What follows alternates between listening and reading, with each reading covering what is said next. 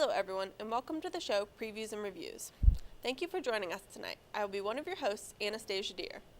We have a special show for you tonight honoring all those that keep the world safe from evil. Yes, I'm talking about superheroes, capes and all.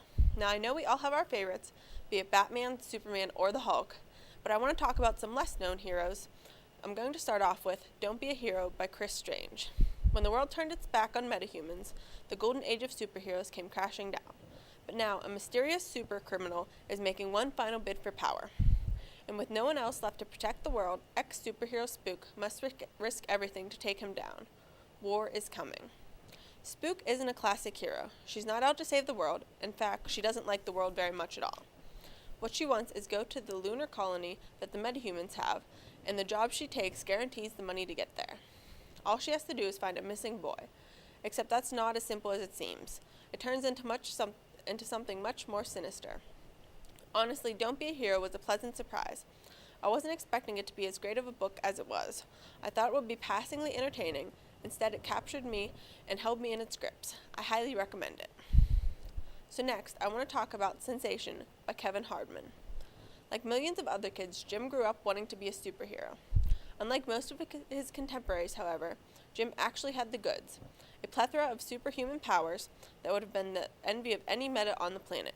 But when his tryout with the Alpha League, the world's premier group of superheroes, goes disastrously wrong, Jim basically becomes an outcast. 2 years later, Jim is still bitter about what happened to him. However, he soon finds himself the centerpiece of an odd turn of events that gives him a second chance at his dream. But nothing is as easy as it sounds, as Jim soon discovers.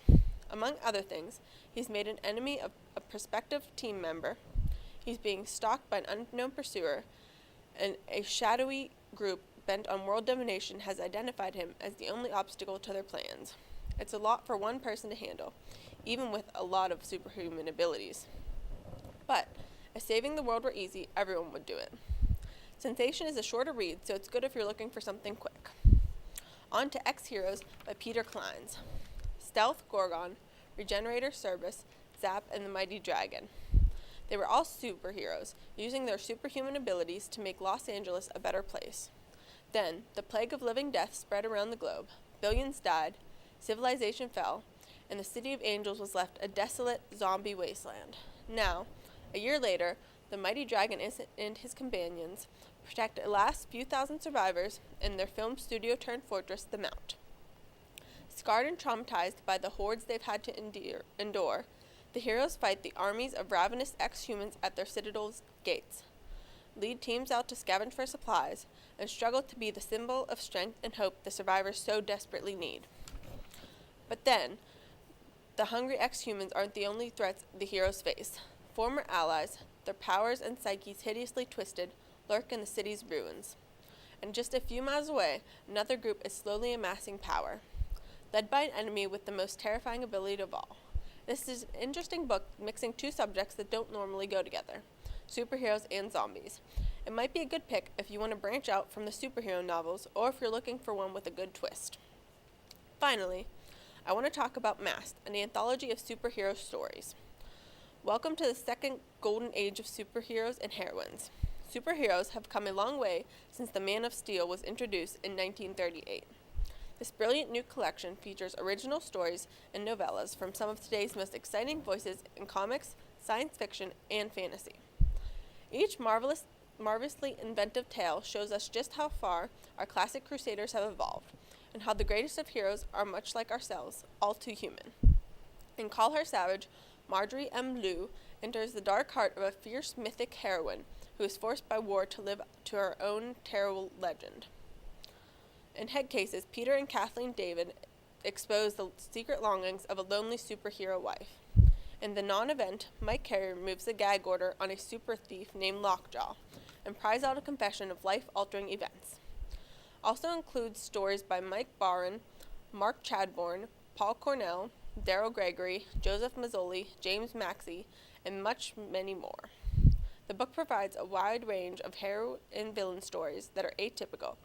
While the book does include the typical tights and capes story, the best stories are the ones that are a little different. Well, that's all for my section on books tonight. Have fun in your readings, and remember, there's a hero in us all. I send you off to my co-host Amanda, who has a very touching story. See you next time.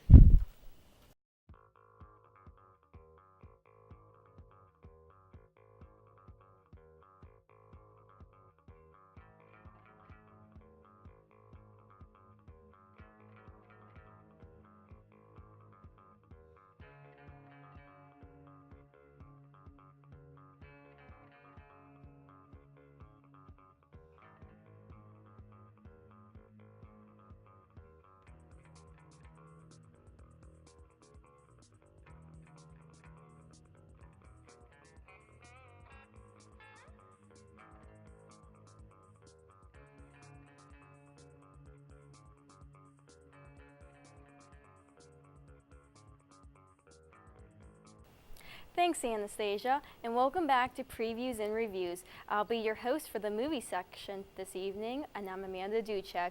So tonight I'm going to talk to you about DC and Marvel superhero characters, and at the end of my section, I'm going to talk to you about a cute little real-life superhero. So to start off, I'm going to begin with Thor 2, which was just released 2 weekends ago. Thor 2 stars Chris Hemsworth as Thor, Tom Hiddleston as Loki, and Natalie Portman as Jane Foster. Thor 2 continues after the attack on New York City in the Avengers. Loki is now locked up for the rest of his life while Thor tries to restore order across the 9 realms of the universe. However, while Jane is waiting for Thor's return, she gets into a little bit of trouble and uncovers some magic, and she now needs Thor's help to discover what this magic is inside of her before it overtakes her. Thor 2 focuses on the history of Asgard and how Thor's grandfather saved the universe from complete darkness.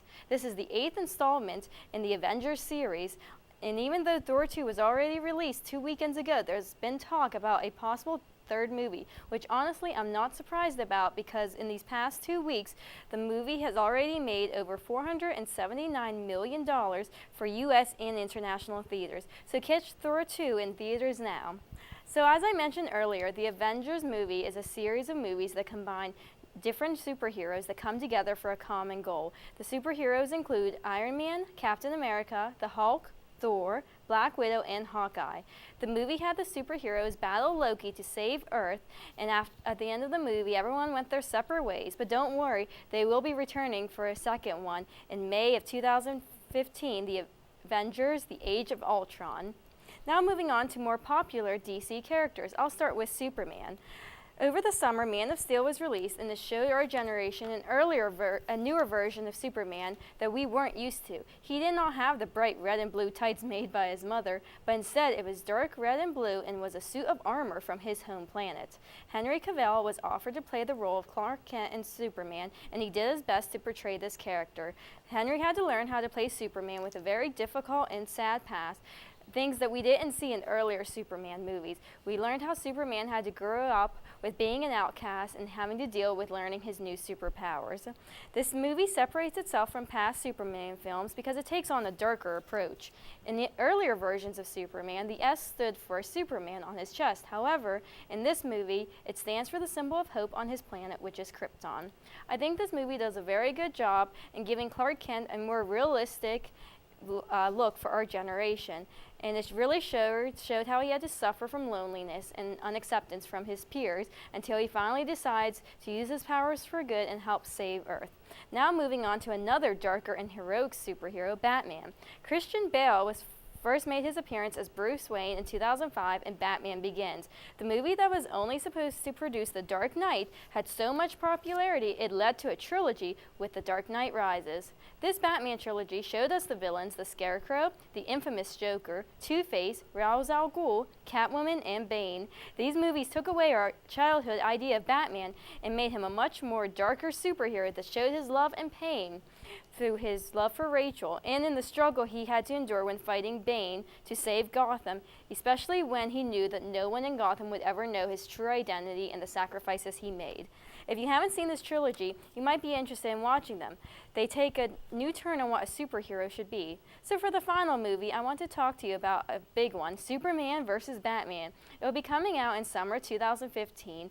and you will need to check it out to see who will win this epic battle. Another information that was just released about this movie is Wonder Woman will be involved. They have yet to decide on an actress to play her, but I personally am really excited to finally see a woman superhero on the big screen.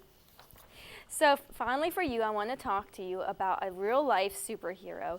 In California, a little boy, Miles Scott, was granted a wish from the Make-A-Wish Foundation to be Bat-Kid for a day. Citizens and volunteers all came together to help him save the city of Gotham. He was able to rescue a damsel in distress, stop the Riddler from robbing a bank, and stopping the Penguin from trying to steal the mascot. He was so happy that everyone turned out. He even got a shout out from President Obama thanking him for saving the city. Miles' family thanked organizers, supporters, and Make-A-Wish Foundation for their help in making this a day to remember for their son. Well, I hope you enjoyed that. I know I did. It's just a wonderful way to end the movie section with a real-life superhero. I now turn you over to my co-host, Claire Mulholland, with the latest info on music.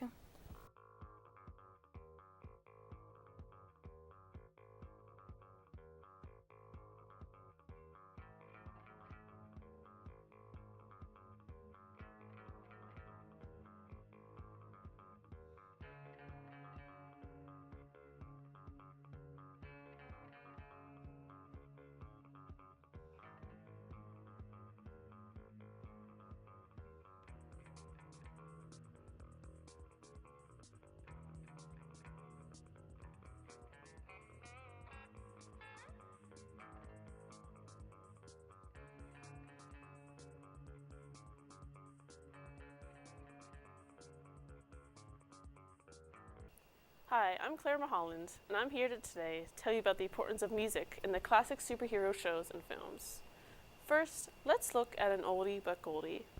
The old TV series Batman, which ran from 1966 to 1968, is famous for its ridiculous plot lines, dialogue, actors, and special effects. Starring Adam West as Batman, this show is definitely not like the series Batman we think of from the versions of him today.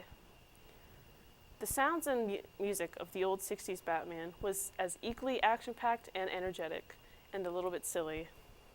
The theme song for the Batman series, composed by Neil Hefti, is instantly recognizable. A theme still known today, it is probably the most well-known Batman theme. The newer Batman films are not as fun and kooky as the old ones, for sure. The recent adaptation of Batman in Christopher Nolan's Dark Knight series is a stark and serious depiction of the character. The soundtrack to the films adds to the dark setting. German film composer Hans Zimmer and American composer James Newton Howard were both responsible for a lot of the soundtrack in The Dark Knight. Here's an example of their music in the film. Right from the beginning, music sets the serious and suspenseful tone for the movie. Now, let me lighten things up a bit, again, with a rock and roll song I like that's all about wanting to be a superhero. It's called Tony's Theme by the Pixies. Let's have a listen. This is a song about a superhero named Tony. It's called Tony's Theme.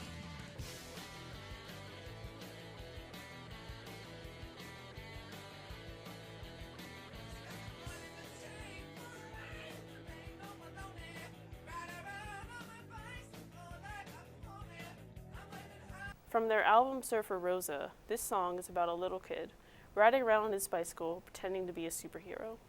I think we can all relate to this song. We all want to be the superhero we see in the films. Even though we may not have superpowers, we can still be inspired to be heroes in our everyday lives. By the way, if you're interested in learning more about the Pixies, they will be performing in Pittsburgh on January 25th at the Carnegie Music Hall in Oakland. Now that's all we got to say to you in this episode of Previews and Reviews. Tune in next time for a special Christmas episode where we will tell you all about the best books, music, and movies that you need to know about and that you can look forward to. Thanks for watching.